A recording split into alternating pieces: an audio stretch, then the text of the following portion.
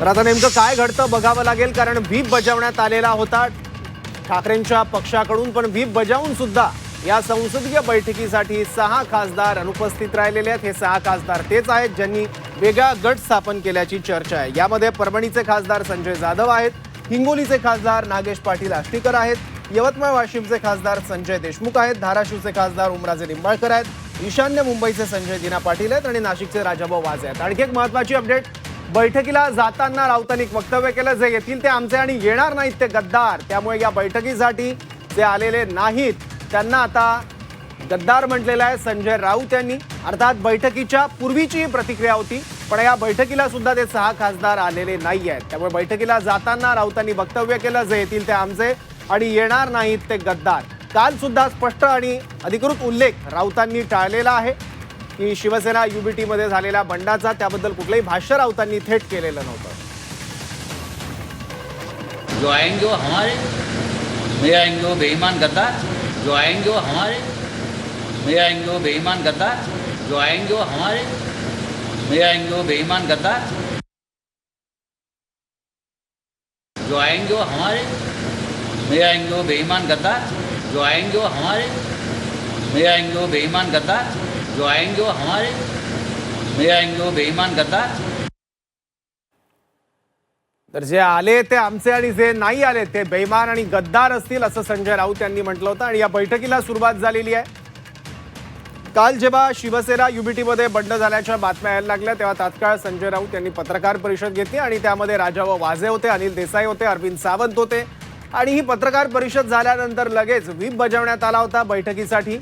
आज 11 वाजताची वेळ या बैठकीसाठी होती। आता 11 वाजून गेले आहेत, बैठकीला सुरुवात सुद्धा झालेली आहे।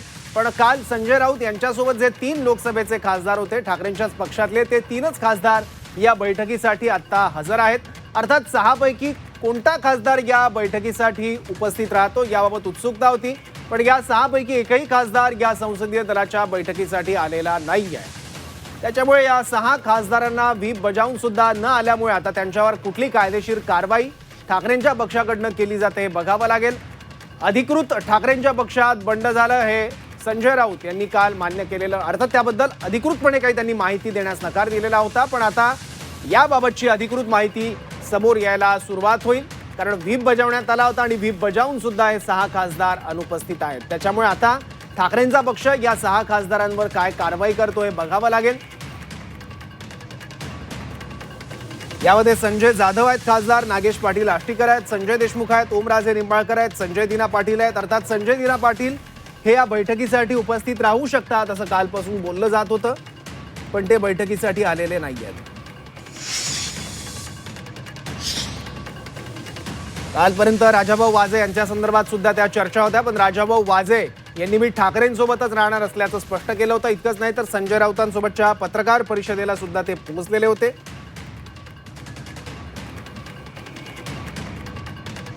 आणि आजच्या बैठकीसाठी सुद्धा नाशिकचे खासदार राजाभाऊ वाजे उपस्थित आहेत।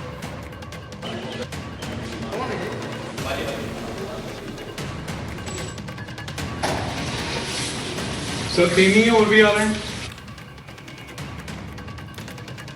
जे येतील ते आमचे आणि जे या बैठकीसाठी येणार नाहीत ते बेईमान गद्दार असल्याचं या बैठकीपूर्वी संजय राऊत यांनी म्हटलेलं होतं। त्यामुळे आता गैरहजर खासदारांवर अपात्रतेची कारवाई होण्याची शक्यता आहे। पश्चिम बंगालमध्ये सुद्धा अशाच पद्धतीनं तृणमूलच्या 20 खासदारांनी वेगळा गट स्थापन केला होता। तिथे सुद्धा 28 खासदारांचं संख्याबळ होतं, पण 20 खासदारांनी आपला वेगळा गट स्थापन केला। त्यानंतर त्रिपुरामधल्या त्या छोट्या पक्षात त्यांनी आपल्या गटाचा विलय केला आणि मग एनडीएला पाठिंबा दिला होता। त्यामुळे आता अशाच पद्धतीचा पॅटर्न महाराष्ट्रात सुद्धा बघायला मिळू शकतो या 6 खासदारांच्या बाबतीत। त्यामुळे कोण फुटलं, कोण ठाकरेंसोबत आहेत त्यावरून आता पडदा बाजूला होताना दिसतोय।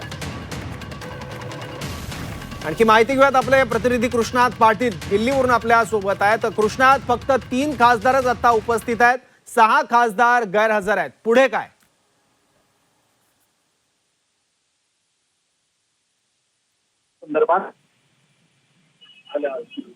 या संदर्भात कारण अपात्रतेची कारवाई ही 10th शेड्यूलनुसार होणार का? कारण जर 2/3पेक्षा जास्त हे लोकसभेचे खासदार हे सोबत असले आणि त्यांचा गट जर निर्माण झाला असेल तर त्या संदर्भातली कारवाई कितपत लोकसभा अध्यक्षांकडून केली जाऊ शकते या संदर्भात थोडीशी आशंका आहे. कारण केवळ या 6 खासदारांनी आपला गट स्थापन केलेला आहे. तशा प्रकारचं पत्र देखील लोकसभा अध्यक्ष ओम बिर्ला यांच्याकडे दिलेलं आहे. तर दुसरीकडं व्हीप जारी केलेला आहे शिवसेना युपीटी गटाकडून आणि त्यामुळं या शिवसेना युपीटीच्या व्हीपला कितपत महत्त्व आहे. कारण त्यापूर्वीच या शिवसेनेच्या ज्या फुटीर गटाकडून 6 खासदारांकडून अगोदरच लोकसभा अध्यक्षांकडं पत्र दिलं गेलं असल्याची माहिती सध्या समोर येते आणि त्यानंतर व्हीप बजावला गेलेला आहे. त्यामुळं तांत्रिकदृष्ट्या या संदर्भात कितपत हा व्हीप चालतो आणि त्या संदर्भात जे सत्ताधारी आहेत भाजपकडून जी ओम बिर्ला जे आहेत लोकसभेचे अध्यक्ष आहेत त्यांच्याकडे ही सर्व अपात्रतेची कारवाईच्या संदर्भात अधिकार आहेत. त्यामुळे ते कितपत या कारवाईला महत्त्व देतात की ही संपूर्ण त्यांची जी अपात्रतेसंदर्भातली कारवाई याच्या अगोदर देखील विधानसभेमध्ये देखील त्यावेळी झाली होती. त्यामुळं या येत्या काळामध्ये शिवसेना युपीटीला या अपात्रतेच्या कारवाईवरून कितपत लोकसभा अध्यक्षांची साथ मिळते हे देखील महत्त्वाचं आहे. कारण लोकसभा अध्यक्षांकडे पत्र जे दिले गेलेलं आहे ते महत्त्वाचं आहे. त्यामुळे लोकसभा अध्यक्ष या व्हीपच्या कारवाईच्या संदर्भात किंवा या 6 खासदारांच्या कारवाईच्या संदर्भात कितपत त्यांचं मन वळवण्याचा प्रयत्न हा युपीटीकडून केला जाऊ शकतो हे देखील महत्त्वाचं आहे. परंतु एक महत्त्वाचं आहे की हे 6 खासदार या बैठकीसाठी त्यांच्यापैकी एकही खासदार उपस्थित राहिलेला नाही. त्यामुळं ठीक आहे, यांच्यावर कायदेशीर कारवाई म्हणून युपीटीकडून कारवाईला सुरुवात होईल. परंतु त्या संदर्भातली कारवाई पुढे जाईल की नाही हे मात्र सांगता येणार नाही. ठीक आहे कृष्णा, धन्यवाद या माहितीसाठी. आणखी एक महत्त्वाची बातमी येते. खासदार बैठकीला न आल्यास कारवाई होईल. गैरहजर खासदारांचं सदस्यत्व रद्द होऊ शकते. खासदार अरविंद सावंत यांनी सूचक इशारा दिलाय. बेईमानी करणाऱ्यांना सोडणार नाही असंही अरविंद सावंत म्हणाले. शिवसेना युपीटीचे 6 खासदार फुटले हे आता स्पष्ट होताना दिसतंय. अर्ध्या तासानंतर सुद्धा अद्याप 6 खासदार हे अनुपस्थित आहेत संसदीय दलाच्या बैठकीसाठी. या बैठकी संदर्भात काल व्हीप बजावण्यात आला होता प्रतोद अनिल देसाई यांच्याकडून. पण व्हीप बजावून सुद्धा हे 6 खासदार या बैठकीसाठी हजर नाही आहेत. त्याच्यामुळे आता शिवसेना युपीटीचे 6 खासदार फुटले हे आता अधिकृतपणे पुढे येण्याची शक्यता आहे. अर्ध्या तासानंतर सुद्धा अद्याप 6 खासदार हजर नाही आहेत. नक्की माहिती घेऊयात. आपले प्रतिनिधी कपिल राऊत आपल्या सोबत आहेत. कपिल, अर्ध्या तासापासून बैठक आता ही सुरू आहे. 6 खासदारांनी मात्र अजूनही आपली उपस्थिती दर्शवलेली नाहीये. नक्कीच खरं तर ही नुसती बैठक नाही आहे, तर खरं तर 2 पक्षाचं भविष्य बोलू शकतात किंवा ऑपरेशन टायगरचं भविष्य काय आहे हे या पूर्ण बैठकीवर अवलंबून आहे. जर हे 6 खासदार अजूनही अर्ध्या तासात येत नाहीत किंवा त्यातले एखाद दुसरा खासदार जरी पोहोचतो तरी ऑपरेशन टायगर बिघडू शकतं. आणि जर 6च्या 6 खासदार पोहोचत नाही आहेत तर आपण बोलू शकतो का जे बोललं जात होतं कालपर्यंत का ऑपरेशन टायगर सक्सेस झालं आहे किंवा ऑपरेशन टायगर किंवा सह्या झालेल्या आहेत फॉर्मवरती, एक वेगळा गट तयार झालेला आहे, या सर्व गोष्टीला पुष्टी मिळू शकते. परंतु अजूनही वेट अँड वॉचची भूमिका आहे. अजूनही वेळ गेलेला नाही. अजून अर्धा तास वाट बघण्याची गरजेचं आहे. काही खासदार दिल्लीत आहेत असं बोललं जातं. तर निंबाळकर हे त्यांच्या घरी पुण्याला आहेत. त्या घरी ते तिथून अज्ञातस्थळी गेलेले आहेत पण ते पुण्यात आहेत असं कळतं. त्यामुळे एकंदरीतच दिल्लीतले जे खासदार आहेत, खास करून संजय दिना पाटील त्यांनी स्टेटमेंट दिलं होतं काल का मी या बैठकीला उपस्थित राहणार आहे.